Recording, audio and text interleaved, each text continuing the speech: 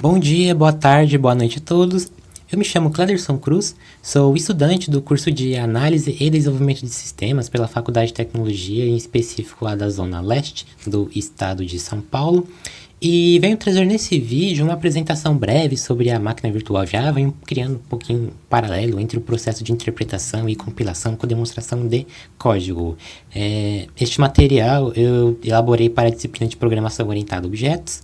Tenho por objetivo trazer um agregado de conhecimento sobre um pouco deste assunto que às vezes acaba passando desapercebido, pelo menos dentro do que a grade do meu curso contempla, e o meu público-alvo é os alunos da minha faculdade, então estarei falando aqui em um nível de maturidade e de repente fique mais claro para eles. Eu autorizo o uso do meu vídeo para fins didáticos pelo todo o Centro Paula Souza. E vamos lá. O meu roteiro de apresentação é breve, eu pretendo falar um pouco da arquitetura do Java C, com uma introdução a JVM, máquinas virtuais, então existe a parte um pouco mais prática, no qual falarei sobre o processo de compilação e interpretação e demonstrarei algumas partes da arquitetura da JVM CDER. E por último eu exibo as referências. Pretendo que o vídeo tenha uma duração média de 20 minutos, talvez tenha 10 minutos para mais ou 10 minutos para menos, dependerá do quanto eu falarei, mas isso é um pouquinho irrelevante às vezes para mim, porque o que mais me importa mesmo é o conteúdo do vídeo em si e não a sua duração, mas respeitarei esses limites. Se eu passar de 20 minutos, que provavelmente será muito fácil, peço tolerância de pelo menos 10 minutos, tudo bem? Então vamos lá.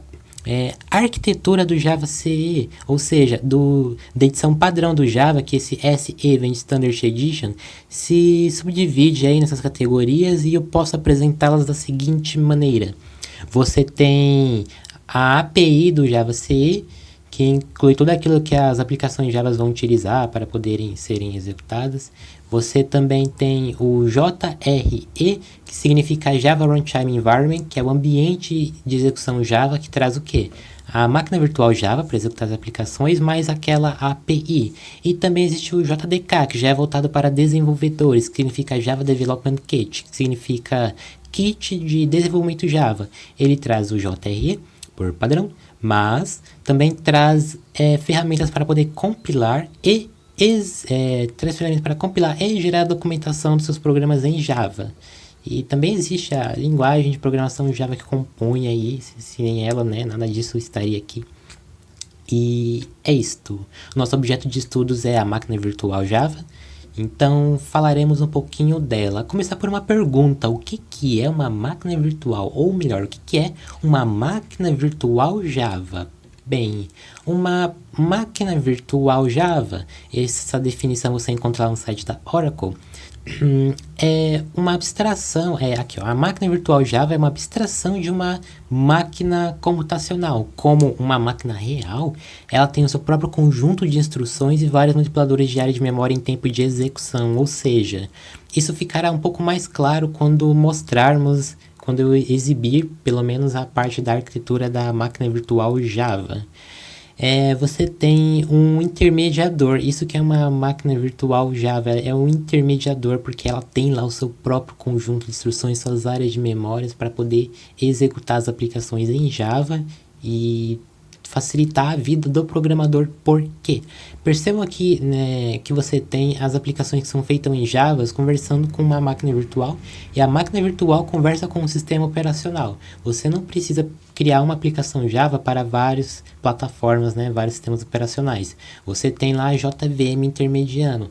Ah, mas você só está passando o problema para um outro nível, uma outra camada. Sim, mas é melhor matar esse problema com as JVMs do que com as aplicações.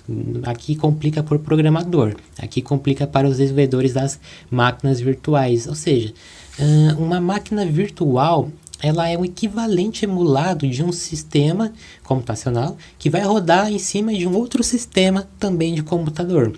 Ela é como um computador, mas em nível de software, em nível lógico e não em nível físico. Porém, ela também precisa de um computador, né, de algo mais físico para poder executar ela, para ela executar as coisas que ela precisa. Ficou claro? Ficou um pouquinho confuso? Então, vamos dando continuidade aí para ver se esclarece um pouco mais. Seguinte, olhando agora para uma visão geral de máquina virtual, pensemos o seguinte: você tem lá um seu sistema operacional hospedeiro, como por exemplo o Windows, e em cima do Windows você tem lá um monitor de máquina virtual, como por exemplo um VirtualBox. Este exemplo é um de um monitor de máquina virtual de tipo 2, porque existe o tipo 1, óbvio. E o que o sistema operacional tem? Uma máquina virtual, na verdade um monitor de máquina virtual, como o VirtualBox, que está lá executando de repente um Linux e um Solaris OS, e cada um desses sistemas operacionais estão executando aplicações. Então, você tem toda essa distribuição em camadas, e o seu sistema operacional, que no caso pode ser Windows, estará rodando em cima do hardware, que é a máquina real. A máquina virtual, ela tem um benefício, que você pode criar várias máquinas virtuais em cima de um monitor de máquina virtual. Um exemplo de Hyper-V de tipo 1, porque monitor de máquina virtual também é chamado de Hyper-V, é os VMware da vida, um Chain Server, em que você não tem essa camada, cadê o mouse? Essa camada aqui, ó. O monitor de máquina virtual roda diretamente sobre o hardware, chamado também de Bare Metal, por aí. Seria este exemplo. Vamos um pouquinho para a prática, entendendo mais essas diferenças. Eu utilizarei a linguagem C para criar um programa, já que C é uma linguagem compilada, ou seja, você não precisa passar por esse intermédio, aí você cria uma aplicação, passa para uma máquina e essa máquina interpreta a aplicação do sistema operacional. Não. Na linguagem C você cria um programa, passa pelo compilador, ele já gera um executável. A compilação, ela consiste no que? Na tradução de um código, de um source code, né, de um código fonte em um código objeto, ou também é chamado de código de máquina, né, por um compilador. Estou utilizando o Linux. Eu vou deixar aqui o terminal, cadê? Com zoom aqui, com o zoom aumentado assim, né? Acho que dá pra todo mundo enxergar. Vou entrar em temp, entrar aqui em temp, vídeo, uma pastinha que eu já criei, ela tá vazia, e vou criar o arquivo program.c. E aqui eu escreverei o meu programa em C. Vou primeiro deixar o meu programa em C escrito e depois explicarei os processos que compõem aí a compilação. Incluirei no meu programa em C com essa hashtag cerquilha, jogo da velha, o meu stdio.h, que é a minha biblioteca padrão de entrada e saída de dados na linguagem C. E no método main, que é o método principal, eu irei criar uma variável A, uma variável I e também uma variável chamada size. Por que size? Porque eu quero uma variável pegar o tamanho desse vetor aqui, vet10. E também criarei um arquivo. Vamos brincar com o arquivo. Criarei um arquivo chamado file. E o arquivo terá uma abertura, file, do tipo, o arquivo vai se chamar file.txt. Abertura do tipo write, abrir a leitura. O meu A será o conteúdo que eu quero depois jogar nesse arquivo. Eu vou atribuir um em binário para ele. E também vamos pegar o tamanho daquele vetor. Vamos pegar da seguinte maneira: você tem lá size, recebe size of. Aí eu pego aqui o vet, divido por size of inteiro pro vet. Seguinte, você tem um vetor, o sizeof ele me retorna o quê? A quantidade de bytes que compõe um determinado dado primitivo que eu joguei para ele. Que dado eu estou jogando? Eu estou jogando um vetor de inteiro com 10 posições. Um inteiro 4 bytes, 10 vezes 4, 40 bytes. 40 bytes, eu vou dividir por quê? Eu vou dividir por um ponteiro de inteiro. Um ponteiro de inteiro tem 4 bytes, 40 por 4, 10, eu peguei o tamanho do meu vetor. Vamos fazer um lote de repetição agora, né? I é igual a 0, I é menor que size, I mais. E o que eu vou jogar aqui dentro? Eu vou fazer o seguinte, eu vou querer que o meu vetor na minha posição I receba esta operação aqui, ó. O meu A, que tem um valor de 1, com deslocamento de 1 bit à esquerda, mais a atribuição deste deslocamento na própria variável. Nossa, não entendi nada. É o seguinte, você tem lá, bitwise operation, né? Você tem lá, por exemplo, se deslocou 1 bit à esquerda, você tem 10. Aí, 10 não, você tem 0. Daí se deslocou 1 bit à esquerda, você tem 0. Daí se deslocou 1 bit à esquerda, você tem 0. Ou seja, você tem aqui uma potência de base 2. Por exemplo, 2, 4. 4, 8, enfim. Depois que eu fiz esta operação de atribuir os valores que eu quero em um vetor, eu vou jogar os valores do vetor no meu arquivo da seguinte maneira. F, print, F. Aí eu jogo lá o meu arquivo, a mensagem que eu quero, o conteúdo será este. 2 elevado a... Aí eu coloco um marcador, porcentagem D, né, do decimal. 2 elevado a porcentagem D é igual a porcentagem D. Como eu inicializei de 1, então a minha potência aqui vai ser o I mais 1. E eu passarei também o meu VET na posição I. Posição I.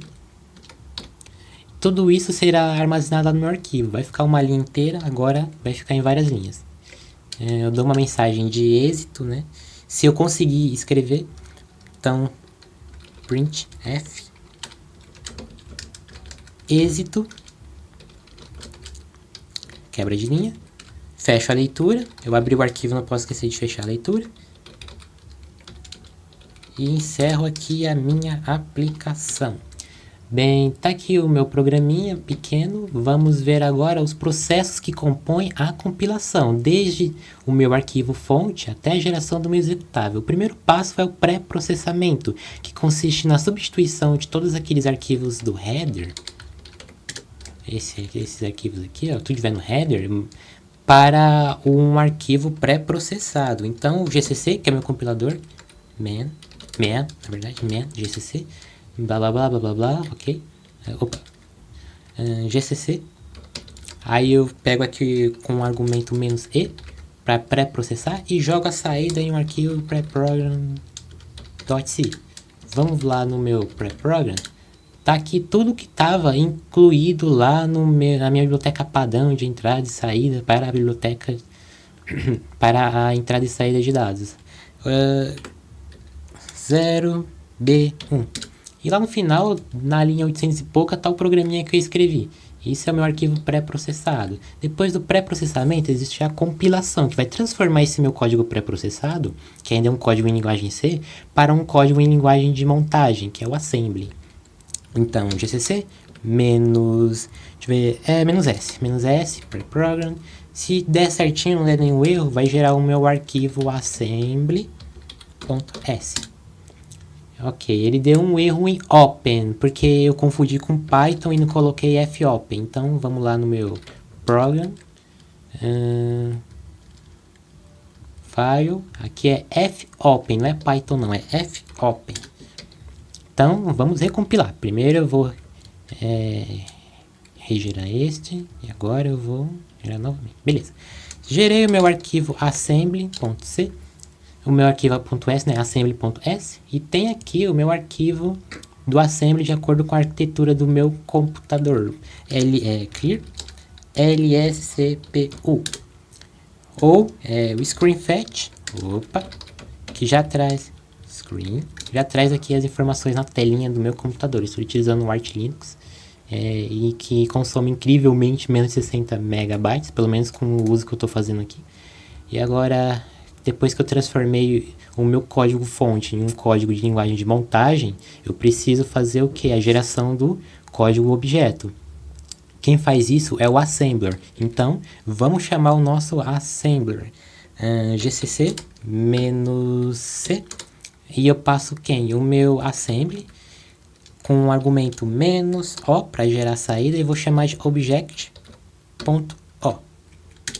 Gerou. Eu não posso ler um arquivo binário, vou utilizar aqui o xdump para poder exibir o arquivo em hexadecimal. Pipeless, para eu poder utilizar aqui o teclado para percorrer assim o arquivo. Tá aí, né, o meu código objeto. Esse código objeto é um executável final? Não, porque ele ainda tem faltando alguns utilitários, algumas bibliotecas, programinhas, blá blá blá, que é necessário para ele funcionar nessa arquitetura. Programa, utilitário, aplicação, software, são termos aí que aparecem e às vezes podem acabar confundindo a gente. Se você digitar no Google diferença entre software e programa, você cairá em um blog chamado Autociência, é o primeiro link, e lá explica direitinho essa diferença. Mas já adiantando, basicamente um programa é um algoritmo executável, um software é um programa, mas tudo aquilo que é necessário para ele executar. E uma aplicação é um programa voltado ao usuário final, enquanto um utilitário é um programa voltado ao sistema operacional. Falta a ligação, que vai pegar, né, todas aquelas pendências, mas vamos compilar tudo de uma vez, GCC, aí eu pego lá o meu programa.c, jogo a saída em um executável. Compilou, tá aí o meu executável, ponto barra para executável, ele vai dar uma mensagem de êxito, e se eu abrir o meu arquivo gedit file.txt, que é o que foi gerado, tem lá, aqui ó, tem o meu conteúdo lá da potência de base 2. Ctrl W, fecha. Tudo bem, ficou então explicado aí o meu processo de compilação. Você vê que você tem a geração de você tem a transformação do fonte para o arquivo executável.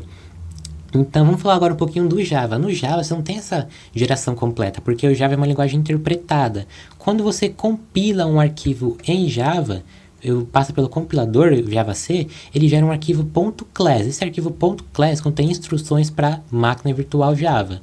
Aí a máquina virtual Java carrega esses arquivos .class, que tem essas instruções chamadas bytecodes, e junto lá com a API do Java, por exemplo, você inclui lá uma biblioteca para ler um arquivo de texto, que a gente vai fazer, né? Você tem também uma linkagem dinâmica. A linkagem não é como no C, você tem lá 3 arquivos e depois o C junta os 3 arquivos. Não, a linkagem no Java é dinâmica. Isso talvez seja um dos fatores para o Java ser um pouquinho mais lerdo. E tem aí aquilo que eu expliquei. Vamos então gerar um código em Java aqui. Vou utilizar de novo o Nano, criar aqui um programa.java. Eu importarei aqui o java.io, ponto asterisco. E o que eu faço agora? Eu vou criar a minha classe, public class programa, e criarei aqui o método main, public static void main. Até eu terminar de escrever isso, acabou o vídeo. String args, e eu criarei aqui o meu leitor, buffered reader igual, né, new buffered reader. Eu vou passar para dentro dele o que? File reader, e vou ler o arquivo file.txt. Eu vou criar um novo file reader, não posso esquecer, e essa minha variável eu vou chamar de reader. Não, vou chamar de reader, vamos chamar ela de reader. Pode acontecer algum erro de leitura de arquivos, então é bom envolver isso aqui, não try catch, que assim, try catch. Aqui eu abri a minha leitura, eu preciso fazer agora o que? Ler, na verdade? Então enquanto o meu arquivo reader.read for legível, eu quero exibir aquilo que está dentro dele, system.out.println. Aí eu pego aqui o meu reader, deixa eu ver, read line, que assim ele lê cada linha. A exceção eu trato aqui, exception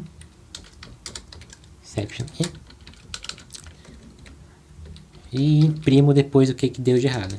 Print stack trace. Se eu não escrevi nada errado, eu vou compilar e o compilador que me fale o meu erro.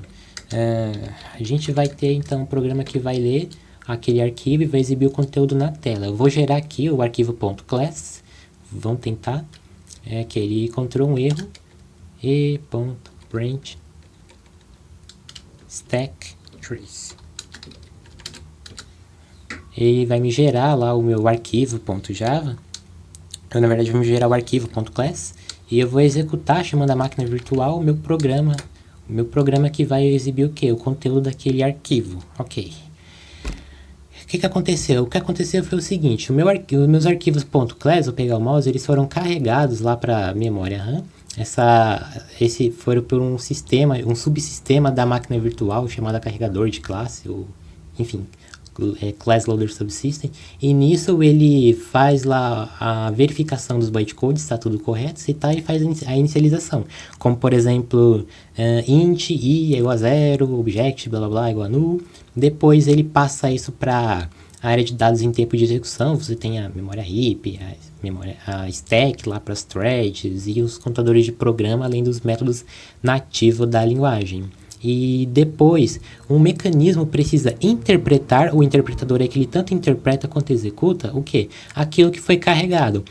O problema é que ele é um para muitos. Ele precisa interpretar e executar tudo. Ele é muito rápido em interpretar, mas ele é muito lerdo em quê? Em executar. Você tem o JIT, que é um JIT Compiler, que é um facilitador, significa Just-in-Time Compiler.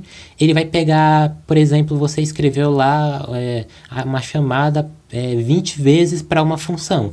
Ele, em vez de pegar aqueles bytecodes e interpretar e depois executar, ele já passa direto para o JIT Compiler, ele já pega e compila para o código de máquina de acordo com a arquitetura do seu computador. Isso evita ter que ficar interpretando e executando aquilo que ele já conhece. É um otimizador, na verdade, né? E existe também o Garbage Collector, que será responsável por pegar lá o que não foi não está sendo mais referenciado. E existe também uma conversa com o GNI, que é uma interface aí para a sua aplicação Java conversar com o sistema e o sistema conversar com a aplicação Java. Porque como vocês viram lá naquele slide, a conversa é sempre bidirecional, não existe um único direcionamento dela. Pessoal, aqui tá as referências, deixa eu ver meu tempo aqui como está. Não dará tempo de 20 minutos, ok. Não dará tempo então de apresentar o fonte lá da máquina virtual Java. Tem aqui um pouquinho do que eu li. Vocês encontram bastante conteúdo sobre virtualização lá no livro do Tannenbaum, um pouquinho sistemas operacionais no do Stalins.